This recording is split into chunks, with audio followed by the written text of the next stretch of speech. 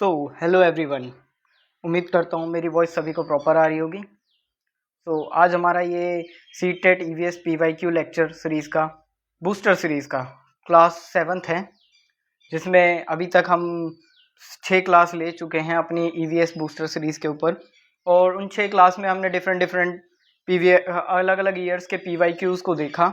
जैसे जैसे हमने पी वाई क्यूज़ को देखा और समझा कैसे कैसे चीज़ें आगे बढ़ती हैं, ईवीएस में कैसे कैसे क्वेश्चन आते हैं, सीटेट का क्या लेवल है, तो उसी सीरीज़ को हम आगे बढ़ाते हुए ये आज हम नया लेक्चर लेके आए हैं, क्लास 7 ईवीएस बूस्टर सीरीज़, जो आपके मार्क्स 30 आउट ऑफ 30 सिक्योर करने में आपकी हेल्प करेगा। मेरा नाम है विकास। चलिए शुरू करते हैं अपनी क्लास को। पहला जो हमारा क्वेश्चन है वो आपकी स्क्रीन पे है, आपको दिख रहा होगा। तो स्टार्ट करते हैं। The organism which feed on dead organism and extract of living. The organism which feed on dead organism and excreta of living organism are known as। ऐसे इसमें पूछा गया है हमसे कि ऐसे कौन सा ऑर्गेनिज्म होता है जो डेड और एक्सक्रीट लिविंग ऑर्गेनिज्म को खाता है। तो ऐसे जो ऑर्गेनिजम्स होते हैं उनको हम बोलते हैं डीकम्पोजर्स बोलते हैं। बाकी हम समझते हैं जो हमारे कंज्यूमर्स होते हैं, कंज्यूमर्स जो होते हैं वो ईट other organism but not specially. वो दूसरे एनिमल्स को तो खाते हैं बट स्पेशली वो कोई हमारे कंज्यूमर्स उसमें नहीं आते हैं कि वो एक्सट्रैक्ट को भी खाएं और डेड मैटर को भी खाएं। ठीक है। तो हमारा जो ये ऑप्शन सी प्रोड्यूसर्स हैं, producers make their own food like plants. Plants को हम प्रोड्यूसर्स कहते हैं क्योंकि वो खुद का खाना खुद से बनाते हैं। Carnivorous eat only others animal. जो कार्निवोरस होते हैं वो अदर्स एनिमल्स को ही खाते हैं। तो ये हमारा नहीं होगा क्योंकि क्वेश्चन में हमसे पूछा गया है organism which feed on dead organism and excreta of living organism are known as. उनको क्या कहा जाता है? तो डीकम्पोजर्स हमारे कौन कौन से आते हैं?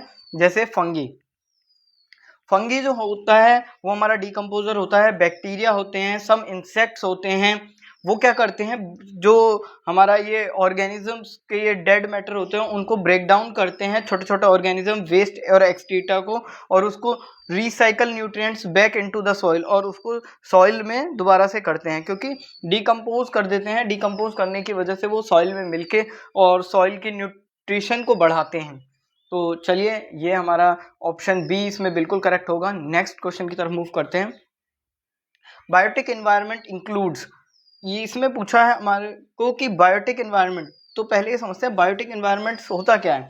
बायोटिक एनवायरनमेंट्स वो होता है जिसमें हमारे एक तरीके से बायोस्फीयर को ही हम ले लेते हैं, जिसमें हमारे प्रोड्यूसर्स भी आएंगे, कंज्यूमर्स भी आएंगे, डिकम्पोजर्स भी आएंगे।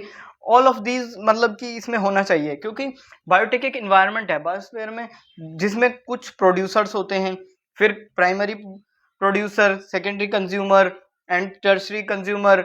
तो हमारे अलग अलग टाइप के जो हमारा फूड डायग्राम मतलब फूड पिरामिड होता है, वो सारी चीज़ें और भी बायोटिक्स में आते हैं। तो हमको जो ऑप्शंस में अवेलेबल है वो प्रोड्यूसर्स है, पहला ऑप्शन, जो कि बिल्कुल करेक्ट है कि प्रोड्यूसर्स भी आते हैं, कंज्यूमर्स भी आते हैं, डिकम्पोजर्स भी आते हैं, ऑल ऑफ दीज। तो इसका जो आंसर हमारा है वो डी ऑप्शन बिल्कुल करेक्ट है, कि डी ऑप्शन बिल्कुल करेक्ट है। चलिए नेक्स्ट की तरफ मूव करते हैं। सी which one of the following pair of gases are the major cause of greenhouse effect। Green house effect का मेजर कोज कौन सा है, तो ये देखते हैं। तो हमारी जो ग्रीन हाउस गैसेस होती हैं उसमें हमारी कौन कौन सी ग्रीन हाउस गैसेस होती हैं, तो देख लेते हैं हम। मेजर गैसेस ग्रीन हाउस की जो होती हैं वो ट्रैप करती हैं हीट को, एटमॉस्फेयर को, जिसमें carbon dioxide and NO2 nitrous oxide होती है। और ग्रीन हाउस इफेक्ट में caused by CO2, CH4, nitrous oxide और CFC क्लोरोफ्लोरोकार्बन्स को हम इसमें डालते हैं। तो हमारा जो ये है कि बट इसमें जो हमारा ऑप्शंस हैं वो पहला है CO2 और O3 मतलब carbon dioxide and oxygen. Second option है कार्बन डाइऑक्साइड एंड कार्बन, और थर्ड ऑप्शन है CFC एंड CO2, और डी ऑप्शन है हमारा CO2 एंड NO2। और इसमें हमसे पूछा है which of the following pair of gases are the major cause of green house. तो ग्रीन हाउस का मेजर कोज जो क्रिएट करने वाली गैसेज है हमारा वो डी ऑप्शन है, carbon dioxide and nitrous oxide. Nitrous oxide ये क्या करती हैं, ये हीट को ट्रैप कर लेती हैं। जो भी हमारे एटमॉस्फेयर की हीट होती है उसको ट्रैप करते हैं, जिसकी वजह से एक gas chamber like green house effect को शो कराते हैं। Also strong green house gases बना देते हैं ये चीजें। देखिए कार्बन, जो हमारा ऑप्शन 1 है CO2, ओजोन कोज ओजोन लेयर इश्यूज, जो O3 है, O3 का मतलब होता है ओजोन, तो वो हमारे ओजोन से रिलेटेड करेगी, मेजर ग्रीन हाउस नहीं है, ये पेयर्स में नहीं बैठ रहा है। CO2, CO is a pollutant, जो हमारा CO कार्बन होता है वो पोल्यूटेंट है, वो मेजर ग्रीन हाउस इफेक्ट है ही नहीं। और CFC भी हमारा पोल्यूटेंट होता है जो हमारी ओजोन डिप्लीटेशन में वर्क करता है। तो हमारा इसका जो है वो डी ऑप्शन बिल्कुल करेक्ट होगा। नेक्स्ट पे मूव करते हैं। Abiotic environment does not include, जो हमारा एबायोटिक इन्वायरमेंट होता है वो किस चीज को, देखिए बायोटिक का मतलब होता है जिसमें हमारी सारी ग्रीन चीजें आ जाएं, लाइक प्लांट से रिलेटेड हमारा जो भी होगा। Abiotic environment means all the non living components of an ecosystem, जो भी इकोसिस्टम के नॉन लिविंग कंपोनेंट्स होते हैं वो सारे हमारे एबायोटिक कंपोनेंट्स के अंदर आते हैं। तो इसमें हमारे जो नॉन लिविंग्स होते हैं लाइक एयर, वाटर, सॉइल, ये हमारे सारे किस में आते हैं, ये बायोटिक के कंपोनेंट हैं, BIOTICS के हैं। एंड द प्लांट जो है वो हमारे एबायोटिक्स में आते हैं। Plants are living organisms, so they are considered into a biotic environment। तो एक मिनट, इसमें नॉट का डेफिनेशन पूछा है, सॉरी फॉर दैट। तो इसमें पूछा abiotic environment does not include, इनमें से कौन सा है जो एबायोटिक एनवायरनमेंट इंक्लूड नहीं करता है। तो जो एबायोटिक होते हैं हमारे, जैसे एयर, वाटर, सॉइल, ये हमारे सारी नॉन लिविंग थिंग्स होते हैं जो कि एबायोटिक्स होते हैं ये सारी चीजें। तो हमारा जो प्लांट होता है वो बायोटिक इन्वायरमेंट में आता है, तो बायोटिक इन्वायरमेंट में आता है। तो बायोटिक इन्वायरमेंट जो होते हैं वो सारे लिविंग ऑर्गेनिजम्स को कंटेन करते हैं, लाइक प्लांट्स, ऑर्गेनिजम्स एक्सेट्रा। और abiotic like water, air, soil, ये सारी चीजें एबायोटिक्स में आती हैं। चलिए नेक्स्ट क्वेश्चन की तरफ मूव करते हैं। In which of the following sound travel fast, तो साउंड जो है साउंड वेव्स में ट्रेवल करता है, ऐसे ऐसे ऐसे ऊपर नीचे, ये साउंड वेव्स होती हैं। साउंड वेव्स में साउंड को ट्रेवल करने के लिए एक मीडियम चाहिए होता है, जैसा कि हम सबको पता है। और ट्रेवल फास्ट इन, देखिए एयर में तो जैसे नॉर्मल हम लोग बातचीत कर रहे हैं तो साउंड ट्रेवल करता ही है। वाटर में फास्टर, एयर से थोड़ा सा फास्टर करता है, ठीक है। और सॉलिड में सबसे फास्टेस्ट करता है। वैक्यूम में तो साउंड ट्रेवल ही नहीं कर सकता, क्योंकि साउंड को ट्रेवल करने के लिए एक मीडियम चाहिए। और जब हम वैक्यूम क्रिएट कर देते हैं तो उसमें से हम क्या है, हम एयर को रिमूव कराते हैं, देन हम एक वैक्यूम क्रिएट करते हैं। तो आप सभी लोग ये चीज़ें जानते हैं कि जो भी हम वैक्यूम बनाते हैं तो उसमें से हम क्या है, सारा भी उसका जो एयर है उसको एक्सक्रीट आउट कर लेते हैं एंड देन वैक्यूम क्रिएट करते हैं। तो साउंड को ट्रेवल करने के लिए एक मीडियम चाहिए, तो एयर ही नहीं होगी तो साउंड ट्रेवल ही नहीं करेगा, तो वैक्यूम में तो साउंड ट्रेवल ही नहीं कर सकती है। और सबसे जो इसमें पूछा है कि सबसे फास्टेस्ट किस में ट्रेवल करेगी, सबसे फास्टेस्ट सॉलिड में ट्रेवल करेगी। क्यों? क्योंकि जो सॉलिड के हमारे पार्टिकल्स होते हैं, पार्टिकल्स ऑफ सॉलिड, वो बहुत टाइटली पैक्ड होते हैं। आपने 9th क्लास में साइंस में पढ़ा होगा, मैटर अराउंड अस एक चैप्टर होता है, उसमें हमारी ये तीनों स्टेट्स के बारे में। देखिए साउंड, एयर के जो पार्टिकल्स होते हैं वो फ्रीली मूवेबल होते हैं, वाटर के, लिक्विड के थोड़े क्लोजली होते हैं बट वो भी फ्री होते हैं। बट जो सॉलिड होता है उसके जो पार्टिकल्स होते हैं वो बहुत टाइटली पैक्ड होते हैं, जिसकी वजह से क्या है, साउंड को ट्रेवल करने में बहुत आसानी होती है। इसलिए जो सॉलिड मीडियम होता है उसमें साउंड सबसे फास्टेस्ट वे से ट्रेवल करता है।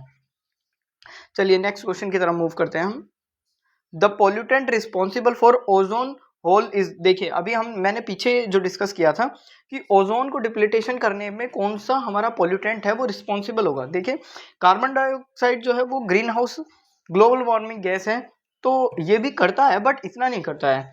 और SO2 जो होता है हमारा सल्फर डाइऑक्साइड, जो कि हमारा एसिड रेन को कॉज करता है, तो ये तो हमारा ओजोन डिप्लीटेशन के लिए तो नहीं होगा, तो जो होल कोज करने का है।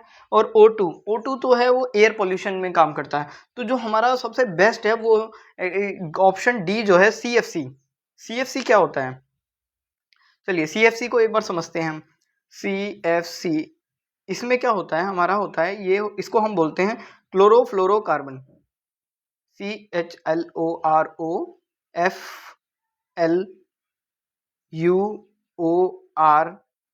कार्बन।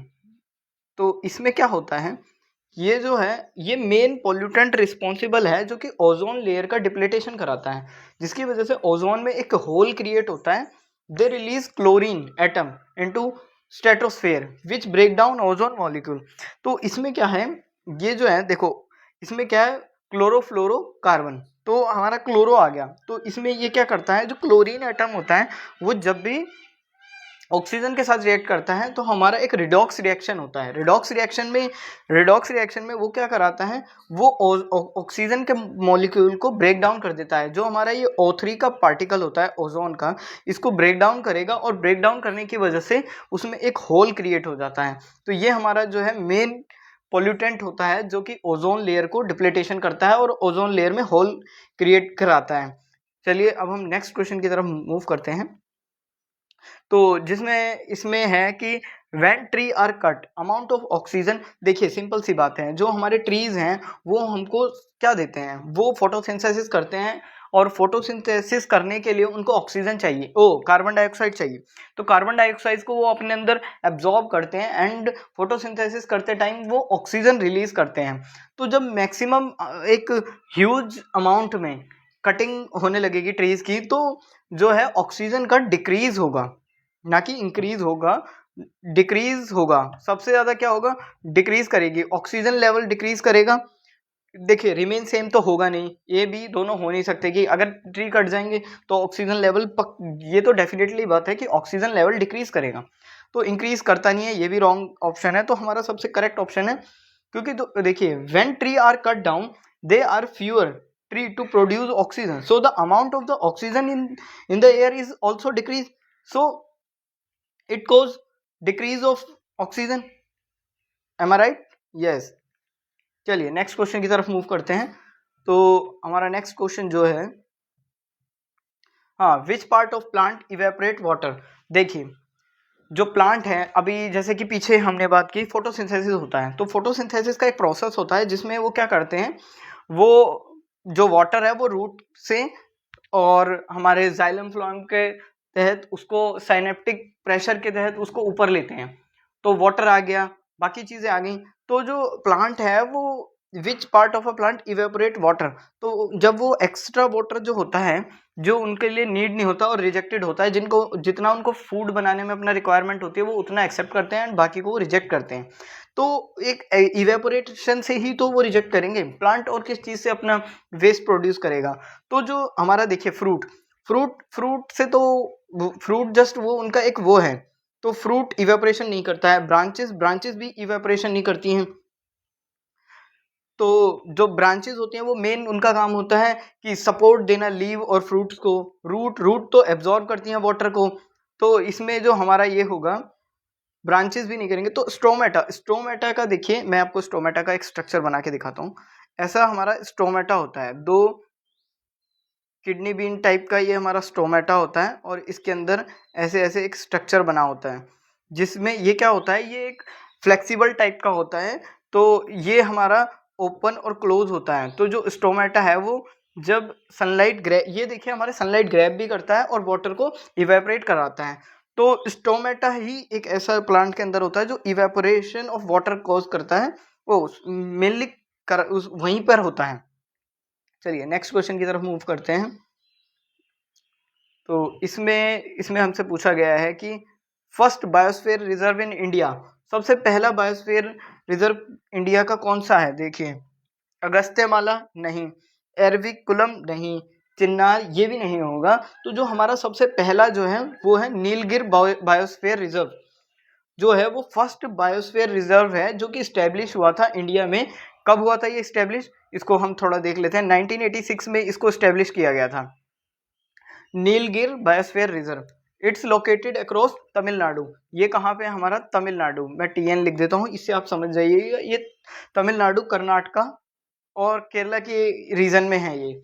और जो हमारे अदर हैं जैसे अगस्त्यमाला जो है वो 2001 में हमारा बायोस्फीयर रिजर्व को घोषित किया गया था। और सॉरी सॉरी फॉर दैट। तो एरविकुलम जो है ये एक नेशनल पार्क है, ये बायोस्फीयर रिजर्व नहीं है। और चिन्नार वाइल्ड लाइफ सेंचुरी है, ये भी कोई बायोस्फीयर रिजर्व नहीं है। तो हमारा जो करेक्ट ऑप्शन है वो ऑप्शन ए है, नीलगिर जो है वो हमारा सबसे अप्रोप्रिएट ऑप्शन है। चलिए नेक्स्ट क्वेश्चन देखते हैं। विच of the following problem is not created by noise? इनमें से कौन सी प्रॉब्लम है जो नॉइज से फॉलोइंग नहीं होती है क्रिएट? देखिए डायरिया, ये क्या मूवमेंट, एक मिनट पेन सेलेक्ट करते हैं। डायरिया जो होता है वो वाटर की कमी से होता है। हाइपरटेंशन ये भी नहीं होता है। इरिटेशन, देखिए ये दो चीज हो सकती है हमें। जो डायरिया है वो वाटर की वजह से होता है, तो हमारा यही एकमात्र है। बाकी देखिए डेफनेस, हाँ ज़्यादा नॉइज पोल्यूशन की वजह से डेफनेस हो सकती है, हाइपरटेंशन हो सकती है, बीपी बढ़ सकता है, स्ट्रेस बढ़ सकता है नॉइज की वजह से, इरिटेशन हो सकती है। डायरिया जो है वो एक डायग्नोसेबल डिजीज है जो कि हमारे वाटर मतलब इलेक्ट्रोलाइट्स की कमी की वजह से होती है। नेक्स्ट क्वेश्चन की तरफ मूव करते हैं। विच of the following is an extinct species? मतलब कि जो विलुप्त प्रजाति है इनमें से कौन सी है? तो देखते हैं। देखिए टाइगर जो है वो भी एक्सटिंक्ट है बट इतना ज़्यादा नहीं है। लायन भी नहीं है। ऑस्ट्रिच भी नहीं है। लायन और देखिए टाइगर जो है वो एंडेंजर्ड स्पीशीज है बट नॉट एक्सटिंक्ट पे है, वो एक्सटिंक्ट पे नहीं है। लॉयन तो वनरेबल है बट नॉट एक्सटिंक्ट है। ऑस्ट्रिच वो तो लार्जेस्ट लिविंग बर्ड है, एक्सटिंक्ट नहीं है। तो जो हमारा करेक्ट ऑप्शन है वो डोडो है। डोडो जो हमारा है वो जो है एक्सटिंक्ट है। It was flightless bird that lived on the island of Mauritius and became extinct in the later 17th century due to hunting and habitat loss. जो डोडो है वो हंटिंग और हैबिटेट लॉस की वजह से एक्सटिंक्ट होने लगा। 17th century से ही एक्सटिंक्ट पे है। तो चलिए नेक्स्ट क्वेश्चन की तरफ मूव करते हैं हम। ये हमारा है black bug is a got, बकरी है नहीं भाई साहब। ये बटरफ्लाई वो भी नहीं है, बर्ड भी नहीं है, वो डियर है। ब्लैक बग जो होता है वो हिरन को कहा जाता है। और ये वो देखो गॉट डिफरेंट स्पीशीज है। बटरफ्लाई इंसेक्ट होती है, बर्ड वो तो फेदर्स और विंग्स की होते हैं। तो ब्लैक बग जो होता है जिसका साइंटिफिक नेम होता है एंटीलोप क्रेविक्रैपा। एंटीलोप क्रेविक्रैपा is a type of antelope deer found in India. Males have black and white coated with long spiral horns.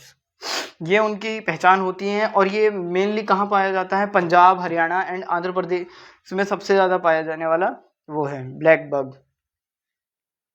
चलिए तो इसमें से हमसे पूछा है which one is non luminous? Luminous क्या होता है? अब पहले हम ल्यूमिनस को समझते हैं। ल्यूमिनस होता है ऑब्जेक्ट होता है जो जिनके अंदर खुद की लाइट होती है, जो लाइट प्रोड्यूस करते हैं खुद का बाय ऑन। और इसमें पूछा है हमसे नॉन ल्यूमिनस। नॉन ल्यूमिनस होता है ऑब्जेक्ट जो खुद की लाइट प्रोड्यूस नहीं करते, they only reflect light from others, और वो दूसरों की लाइट से रिफ्लेक्ट करते हैं। तो देखिए स्टार्स, सन हमारा जो होता है, सन हमारा ल्यूमिनस होता है। स्टार्स भी हमारे ल्यूमिनस होते हैं और कॉमेट भी हमारे ल्यूमिनस होते हैं। जो मून ही है, मून एक जो है वो नॉन ल्यूमिनस होता है। तो मून नॉन ल्यूमिनस है क्योंकि वो जो है वो किसी और की वजह से वो होता है, अपनी लाइट को रिफ्लेक्ट करता है। तो that's why moon is a correct option. चलिए नेक्स्ट क्वेश्चन की तरफ मूव करते हैं हम। ये है sugar is a form of, जो शुगर होता है वो किस चीज़ का फॉर्म है? तो प्रोटीन, देखिए शुगर जो होता है वो प्रोटीन नहीं होता है, फैट भी नहीं होता है, वाटर भी नहीं होता है, कार्बोहाइड्रेट होता है। क्यों होता है? शुगर जो है वो एक कार्बोहाइड्रेट है, मेन सोर्स होता है एनर्जी का आवर बॉडी के लिए। लाइक जब भी शुगर टूटता है वो ग्लूकोज और सुक्रोज में टूटता है। और ये सारी ग्लूकोज, सुक्रोज, फ्रक्टोज, ये सारी चीज ना कार्बोहाइड्रेट्स के अंडर आते हैं, क्योंकि कार्बोहाइड्रेट क्या है, वो एक कॉम्प्लेक्स सब्सटेंस है। जब वो ब्रेक डाउन करेगा तो वो खुद पहले शुगर मॉलिक्यूल्स में टूटता है, जो ग्लूकोज, सुक्रोज, फ्रक्टोज में टूटता है। तो इसलिए ये हमारा जो है कार्बोहाइड्रेट है। प्रोटीन वो बॉडी बिल्डिंग मसल्स में होता है, जो कि हमारा एग्स और दाल में पाया जाता है। फैट जो है वो एनर्जी स्टोर्ड करने के लिए हमारे लिए हेल्प होता है, जो घी और ऑयल्स में प्रेजेंट होता है। पानी तो वो बॉडी फंक्शनिंग के लिए रिक्वायरमेंट है ही। चलिए नेक्स्ट क्वेश्चन की तरफ मूव करते हैं हम। Carrier of dengue disease, dengue disease का कैरियर कौन होता है? तो पहले लिखा है aedes mosquito, culex mosquito, house fly, anopheles mosquito. ये हमारे कुछ ऑप्शंस हैं। तो जो हमारा पहला ऑप्शन है एडिस मॉस्किटो, जो होता है वो एक कैरियर होता है, वेक्टर, वो हमारा वेक्टर की तरह काम करता है, जो कि वो डेंगू जो डिजीज है, जब ये वाला जो मॉस्किटो होता है, वेक्टर क्या काम करता है, वेक्टर एक कैरियर की तरह काम करता है। तो वो क्या है, वो डेंगू के जो भी हमारे डेंगू के जो हमारा वो है मॉलिक्यूल, उसको वो अपने अंदर कैरी करता है। एंड देन जब ये एडीज मॉस्किटो बाइट कर लेता है तो वो डेंगू के उसको आपके बॉडी में ट्रांसफर कर देगा। जब बॉडी में ट्रांसफर हो जाएगा तो वो डेंगू जो है वो डिजीज कॉज करेगा।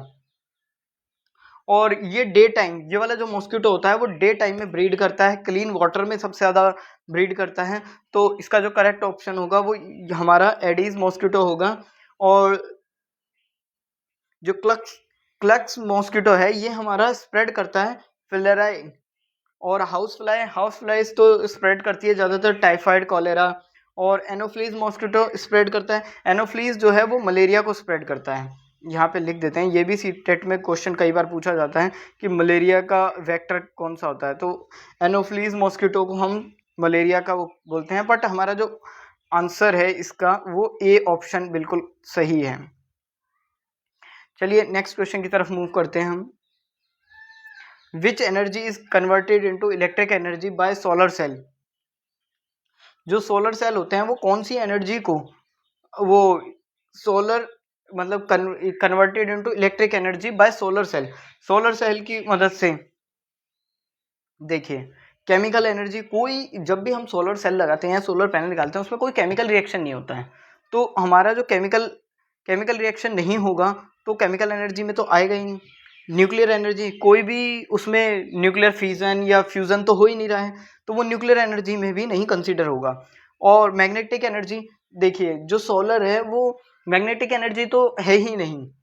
तो हमारा सोलर एनर्जी ही जो होती है, देखिए जो सन से हीट आ रही है, हीट जो है वो एक फोटोन्स को ग्रैब करता है सोलर पैनल, एंड देन उन फोटोन्स को इलेक्ट्रिक पैकेट्स होते हैं, पैकेट से वो इलेक्ट्रिक एनर्जी में कन्वर्ट करते हैं। तो हमारा जो इसमें आंसर होगा वो सी ऑप्शन बिल्कुल करेक्ट होगा।